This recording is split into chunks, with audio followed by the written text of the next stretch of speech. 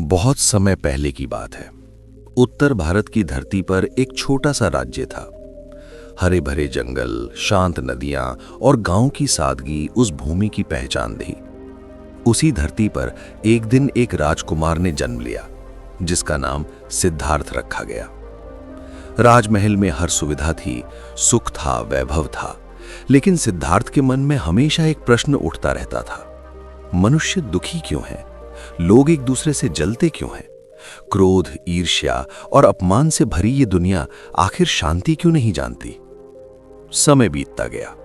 सिद्धार्थ ने जीवन के हर रंग देखे। उन्होंने बीमारी देखी, बुढ़ापा देखा, मृत्यु देखी, और एक दिन उन्होंने देखा कि कैसे लोग बिना कारण एक दूसरे को ताने मारते हैं, अपमान करते हैं, नीचा दिखाते हैं। उसी दिन उनके मन में ये बात गहराई से बैठ गई कि दुख का सबसे बड़ा कारण है दूसरों की बातों को अपने मन में बैठा लेना। राजमहल छोड़ने के बाद सिद्धार्थ तपस्या के मार्ग पर चले गए और वर्षों की साधना के बाद वे बुद्ध बने, गौतम बुद्ध। अब वे राजकुमार नहीं थे, वे एक ऐसे मार्गदर्शक थे जो मनुष्य को दुख से मुक्ति का रास्ता दिखा सकते थे। एक दिन की बात है, बुद्ध अपने शिष्यों के साथ एक गांव की ओर जा रहे थे। रास्ता धूल भरा था, सूरज तेज था और गांव के लोग रोजमर्रा की परेशानियों में उलझे हुए थे।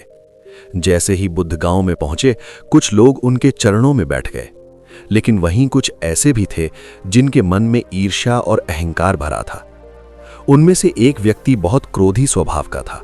उसे लगा कि ये सन्यासी लोगों का ध्यान अपनी ओर खींच रहा है, जबकि वो खुद गांव का पुराना पंडित था।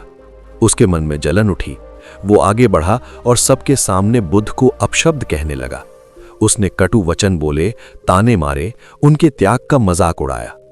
शिष्य क्रोधित हो गए, उनके हाथ कांपने लगे। वे चाहते थे कि बुद्ध उन्हें रोके नहीं, वे उस व्यक्ति को उसका उत्तर दें, लेकिन बुद्ध शांत बैठे रहे। उनके चेहरे पर न क्रोध था, न अपमान की पीड़ा, बस एक गहरी शांति। जब वो व्यक्ति थक गया, उसकी आवाज बैठ गई, तब बुद्ध ने बहुत शांति से उससे पूछा, वत्स, यदि कोई तुम्हें उपहार देना चाहे और तुम उसे स्वीकार ना करो, तो वो उपहार किसके पास रहेगा? वो व्यक्ति चौंक गया। उसने कहा, जिसने दिया है उसी के पास। बुद्ध मुस्कुराए और बोले, ठीक उसी तरह तुम्हारे अपशब्द, तुम्हारा क्रोध और तुम्हारा अपमान मैं स्वीकार नहीं करता, इसलिए वो सब तुम्हारे ही पास रहेगा। गांव में सन्नाटा छा गया। वो व्यक्ति शर्मिंदा हो गया। शिष्यों ने पहली बार समझा कि अपमान का उत्तर चुप्पी भी हो सकता है, और वो चुप्पी किसी हथियार से कम नहीं होती। बुद्ध ने आगे कहा, जो व्यक्ति दूसरों की बातों से विचलित हो जाता है, वो अपने मन की शांति दूसरों को सौंप देता है, लेकिन जो अनदेखा करना सीख जाता है, वो अजेय हो जाता है। कुछ दिन बाद एक और घटना घटी। एक युवक बुद्ध के पास आया। उसकी आंखों में आंसू थे। उसने कहा, भगवान, लोग मेरा मजाक उड़ाते हैं। मैं गरीब हूं, मेरे कपड़े पुराने हैं, हर दिन कोई ना कोई मुझे नीचा दिखा देता है, मैं बहुत दुखी हूं।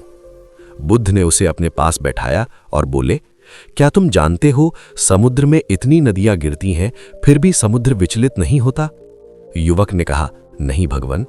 बुद्ध बोले, नदियां कभी साफ पानी लाती हैं, कभी गंदा, लेकिन समुद्र हर जल को अपने भीतर समा लेता है और शांत रहता है।